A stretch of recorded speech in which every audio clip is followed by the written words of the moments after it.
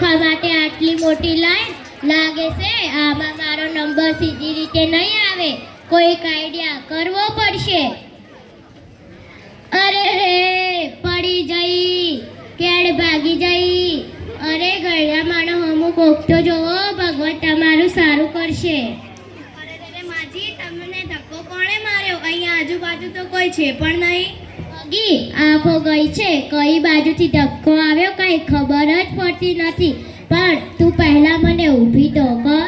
હા લાવ માજી, ઊભી કરું. ગગી તે મને ઉપાડી છે, ભગવાન તને ઉપાડી લે. અરે રે માજી, તમે આશીર્વાદ આપો છો કે પછી શ્રાપ? જે કાંઈ આપતી હોય તને આપું તો છું ને, અને તારી પાસેથી કઈ લેતી તો નથી ને. સારું, કાંઈ વાંધો નહીં માજી, અહીંયા ઊભા રહો. કેટલી સમજદાર અને ડાહી ગગી છે. અહીંયા 1 કલાકના ઊભા છે ને આવી ગયા વચ્ચે. કાંઈ વાંધો નહીં, રહેવા દો હવે, ઘરડા માજી છે. રહેવા દો હવે. રેશન કાર્ડ ને 52 રૂપિયા આપો. લો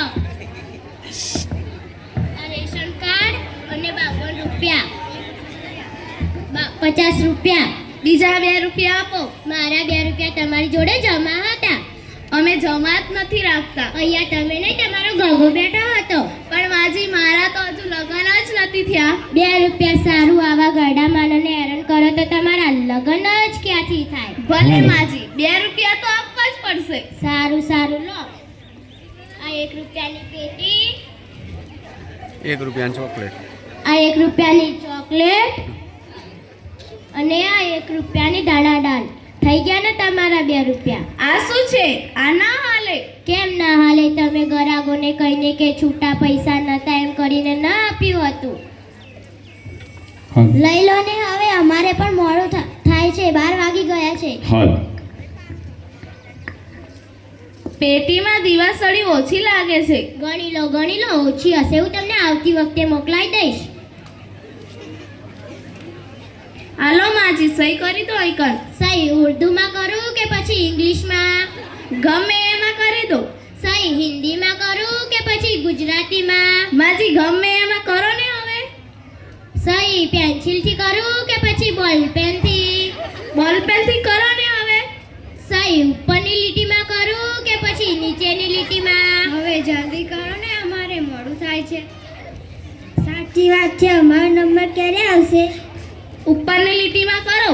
અરે રે, હું તો તને કહેવાનું જ ભૂલી ગઈ. મને તો ક્યાં લખતા જ આવડે છે. તો શું લેવા આટલા ટાઈમથી મારું માથું ખાવ છો? હાલો, અંગૂઠો મારો. પગનો કે હાથનો?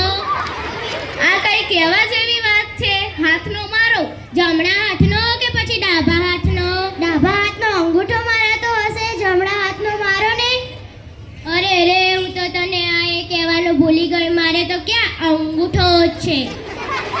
તો માજી, તમારો અંગૂઠો ક્યાં ગયો? હવે તને શું કહું, જ્યારે નાની હતી ને ત્યારે જ મારો અંગૂઠો ખોવાઈ ગયો. તે મળતો પણ નથી અને નવો ઉગતો પણ નથી. આવતી વખતે મને ફોન કરજો, હું ઘરે દઈ જઈશ. શું અંગૂઠો? અંગૂઠો કોણ આપતું હોય? દાણા આપીશ, દાણા. સારું, તમે તમારો નંબર આપી દો.